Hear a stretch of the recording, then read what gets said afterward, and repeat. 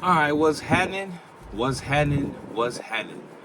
Welcome to Nerdz Point of View, where I talk my point of view. Now, this Jason Palmer situation, the Blk Insurrectionist, turned out to be a white guy.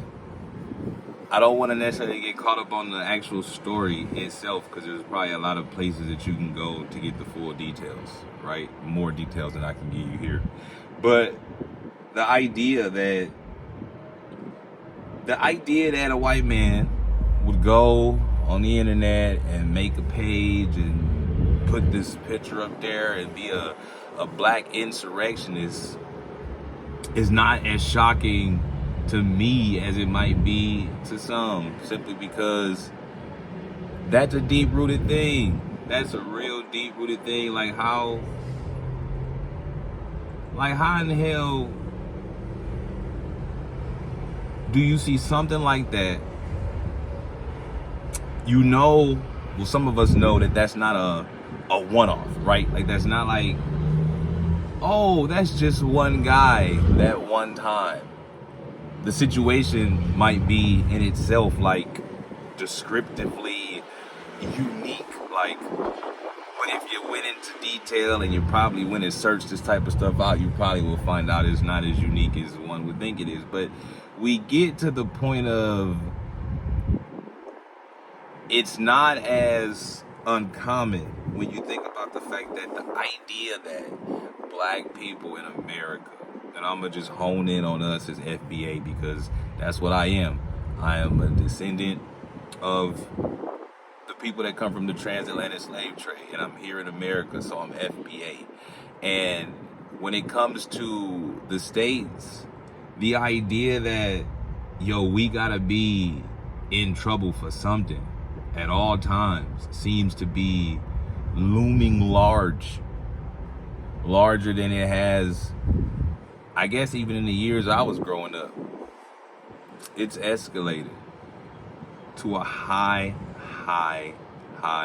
standard of living for these people. It's almost like there's nothing that can go on without us being dragged into it. While at the same time, if you really go and look at the details of what FBAs are screaming and saying about the things that they want and the things that they need, we're like disassociating more so than getting our hands into the pot. Like, yeah, we're trying to get our hands dirty when it comes to the things that we need and we want, and however weird that looks or uneducated that may seem to others, which I don't really think it is, because we more intelligent than people like to make us out to be. But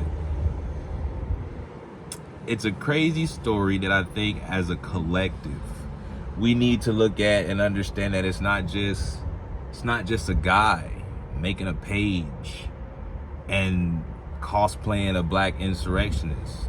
It's a movement, a macro idea when it comes to our situation here in these states. And the God's honest truth, the truth of Yahweh is simply, without the community, we're gonna be way more stuck in a realm of obscurity, almost just pushed to the side, left out way more than we already have.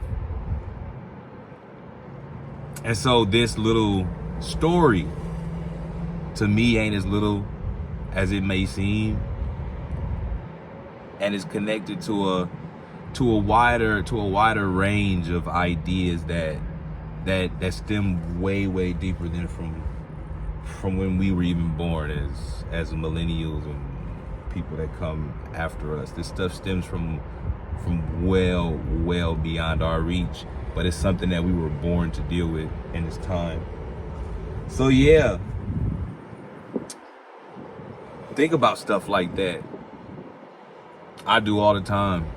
We should, because, and it shouldn't be tolerated as well, because I'm pretty sure if it was some epidemic came up of a bunch of FBAs making fake websites or going in to steal stuff dressed as white people, and it was found out, you know, the powers that be would come to bat for that, because they understand the macro idea behind something like that and what it could make people see and make people believe.